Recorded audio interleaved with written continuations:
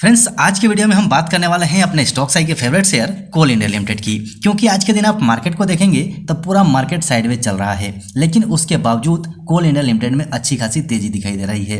लेकिन कोल India limited ने भी काफ़ी लोगों को तंग किया है, लेकिन तंग वो लोग हुए हैं जो बिना लेवल्स के, बिना प्राइस निकाले कहीं भी बाय करते हैं, वही लोग तंग हुए हैं। क्योंकि आप यहाँ पर देखिए, केवल 6 महीने के अंदर में 78% का जबरदस्त रिटर्न दिया हुआ है। आप देख सकते हैं, केवल 6 महीने के अंदर में हर शेयर के ऊपर में 200 रुपये जोड़ दिया है। अब इतने कम टाइम में इससे ज़्यादा प्रॉफिट आपको कहाँ मिलेगा, ये तो मुझे नहीं मालूम।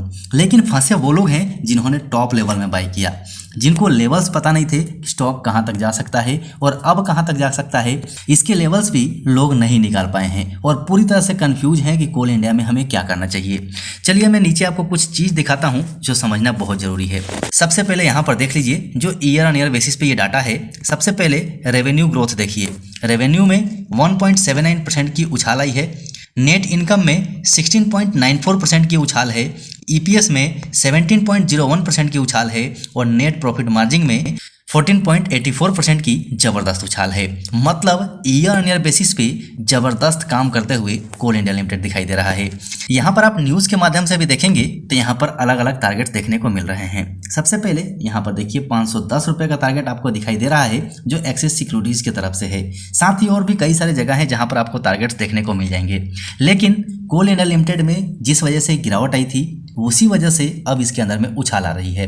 क्योंकि जो इसका प्रोडक्शन रिपोर्ट आ रहा है, आज से 2 दिन पहले हमने अपने टेलीग्राम चैनल के ऊपर में शेयर कर दिया था, जो कोल इंडिया लिमिटेड का प्रोडक्शन रिपोर्ट था।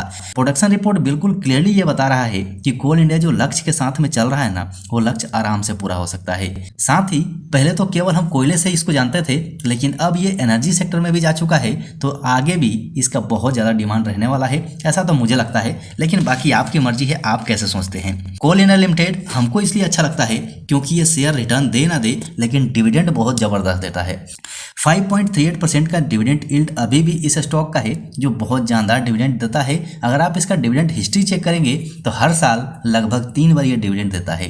3 बार डिविडेंड देने का मतलब आप अनुमान लगा सकते हैं कि बिना मूवमेंट के भी आपको अच्छा खासा प्रॉफिट हो सकता है। तो चलिए हम बात करते हैं कोल इंडिया लिमिटेड की चार्ट पैटर्न के ऊपर में कि वहां से हमें क्या पैटर्न दिख रहा है। क्योंकि आपने थंबनेल के ऊपर में देखा है, हमने यहाँ पर सावधान रहने की बात कही है। ये मौका हो सकता है या फिर धोखा है, उसके बारे में बात कर लेते हैं।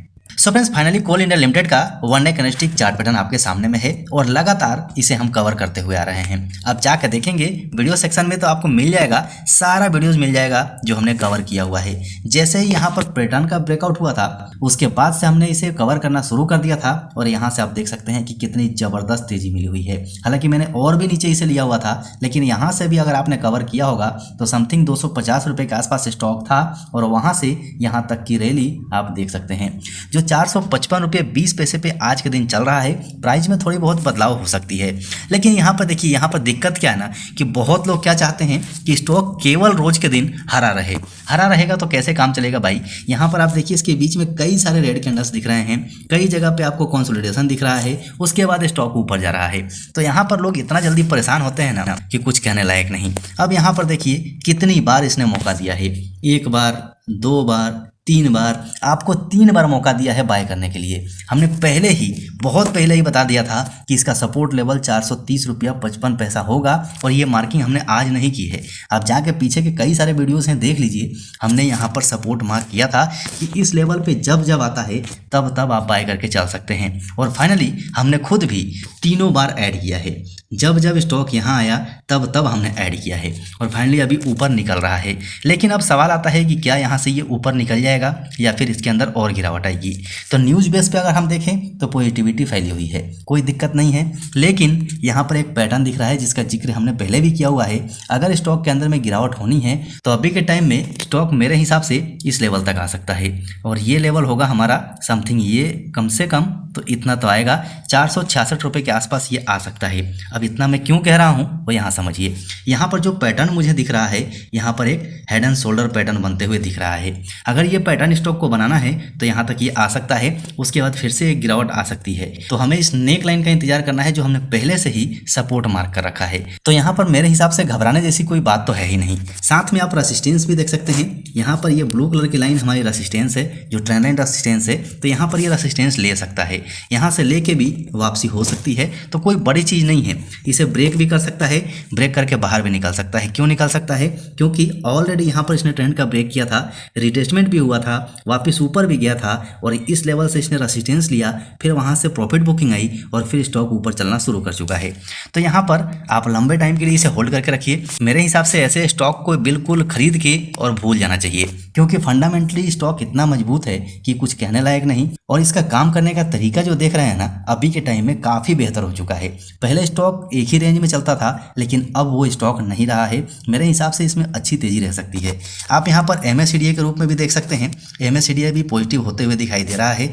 RSI भी 59 पे चल रहा है। वॉल्यूम इसके अंदर में अच्छा पहले भी रहता था और अभी भी है। मूविंग एवरेज बुलिश इंडिकेशन दे रहा है। कैंडलस्टिक पैटर्न देखेंगे तो ये भी हमें बुलिश इंडिकेशन दे रहा है। तो यहाँ पर सोचने जैसी कोई बात है ही नहीं। लेकिन ये तो बात हमने कर ली one day candlestick chart pattern पे। अब यहाँ से वीकली देख लेते हैं कि मिड टर्म के हिसाब से हमें क्या देखने को मिलता है। सो फाइनली हम आ चुके हैं वीकली कैंडलस्टिक चार्ट पैटर्न पे। अब यहाँ पर देखिए क्या दिखाई दे रहा है। मिड टर्म के हिसाब से यहाँ पर रिजेक्शन दिख रहा है, मतलब यहाँ पर अप साइड का अच्छा मूवमेंट दिखाई नहीं दे रहा है, क्योंकि यहाँ पर देखिए छोटे छोटे 2 कैंडल्स बन रहे हैं।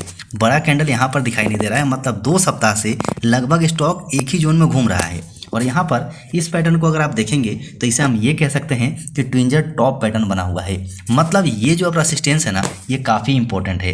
यहाँ पर ट्विंजर टॉप बना है और उसके बाद ये जो रेड कैंडल बन गई, इसने कंफर्मेशन दिया। लेकिन अच्छी बात यह रही कि 430 रुपये का जो सपोर्ट हमारा था, उस सपोर्ट ने इसे संभाल लिया है। लेकिन फिर से यहाँ पर एक रेंज क्रिएट हो रहा है। यहाँ पर देख लीजिए, ये एक रेंज क्रिएट हो रहा है और यहाँ से रेंज क्रिएट होने के बाद एक अच्छी मूव मिल सकती है। अच्छी मूव मतलब ऊपर की नहीं, नीचे की भी मूव आ सकती है। इसके लिए भी हमें तैयार रहना है, क्योंकि यहाँ पर कैंडलस्टिक पैटर्न ये इंडिकेशन दे रहा है। साथ ही आप इसका RSI देखिए, RSI भी 73 का देखने को मिल रहा है। ये काफ़ी लंबे टाइम से 70 के ऊपर में जर्नी कर रहा है, आप देख सकते हैं। लेकिन 70 यहाँ गया था, लेकिन उसके पहले कि आप देखिए चार्ट, ये देखिए 70 कहाँ गया, यहाँ गया था और यहाँ से 70 के ऊपर ही मिड टर्म में चल रहा है और स्टॉक कहाँ से कहाँ पहुँच गया, है ना। तो 70 के ऊपर जो लोग ओवरबोट मानते हैं, वो लोग थोड़ा सा यहाँ से देख के सीखिए कि यहाँ पर आपको क्या दिखाई देता है। चलिए अब हम चलते हैं और चल के थोड़ा सा मंथली कैंडलस्टिक चार्ट पैटर्न पे देख लेते हैं कि वहाँ से हमें क्या इंडिकेशन मिलता है। So finally monthly candlestick chart pattern आपके सामने में है। मंथली के हिसाब से अगर आप देखते हैं तो आपको एक भी इसके बीच में रेड कैंडल देखने को नहीं मिलेगा। मतलब स्टॉक लगभग 6-7 महीने से कंटिन्यू ऊपर बना हुआ है। साथ ही यहाँ पर वॉल्यूम भी आप देखेंगे तो ज़बरदस्त देखने को मिलेगा। लेकिन यहाँ पर आप RSI देखिए, RSI 85-76 का हो गया है। मतलब अब हमारे हिसाब से कहें तो ये ओवरबोट में जा चुका है, क्योंकि 70 के बाद हमें बहुत अच्छी मूव मिलती है और 85 के ऊपर जाता है तो मैं मानता हूँ कि ओवरबोट में जा चुका है। तो यहाँ से प्रॉफिट बुकिंग आ सकती है, कोई बड़ी बात नहीं है। देखिए ये इसका ट्रेंड लाइन है, यहाँ से ये ट्रेंड लाइन आपको दिखाई दे रहा होगा जो हमने मार्क किया है, जो लॉन्ग टर्म के हिसाब से है। ये देखिए ये जो रेड कलर का ट्रेंड लाइन आपको दिखाई दे रहा है, ये हमारे हिसाब से लॉन्ग टर्म में ये इसका ट्रेंड लाइन है। यहाँ पर इसने टच किया हुआ है, यहाँ टच किया है, फिर यहाँ भी इसने टच करके और यहीं से प्रॉफिट बुकिंग की है। तो ये लेवल काफ़ी इंपॉर्टेंट है। इस लेवल को अगर पार करके निकल जाए, मतलब 500 रुपये का जो लेवल है ना, जो हमने 520 का टारगेट दिया है, 520 का टारगेट काफ़ी इंपॉर्टेंट है। ये टारगेट अगर मिल जाता है तो स्टॉक में और बड़ी रैली आ सकती है। इसे ध्यान में रखिए। मेरे हिसाब से ऐसे शेयरों को खरीद के और छोड़ देना चाहिए, क्योंकि फंडामेंटली काफ़ी मजबूत हैं, डिविडेंड बहुत ज़बरदस्त देते हैं। ऐसे शेयरों को बार बार देखने की जरूरत ही नहीं है, इसे चलने दीजिए। नहीं तो मेरे जैसे अगर आप स्विंग के ऊपर में प्रॉफिट बुक करते हैं तो आप कर सकते हैं, नहीं तो आप छोड़ के चलिए। मेरे हिसाब से बहुत मजबूत शेयर है। लेकिन फ्रेंड्स हमेशा याद रखिएगा, मेरे या किसी और के कहने पर अपने इंपॉर्टेंट पैसे को मत लगाइएगा। ये वीडियो केवल आपके नॉलेज के लिए है, यहाँ से आप नॉलेज ले सकते हैं। सो फ्रेंड्स ये बातें आप तक पहुँचानी थी। आशा है वीडियो पसंद आया होगा। वीडियो पसंद आया हो तो लाइक ज़रूर कर दीजिएगा। चैनल पर नए हैं तो चैनल को सब्सक्राइब करके बेल आइकन ऑन कर दीजिएगा। अभी के लिए वीडियो में इतना ही, फिर मिलते हैं दूसरे वीडियो में।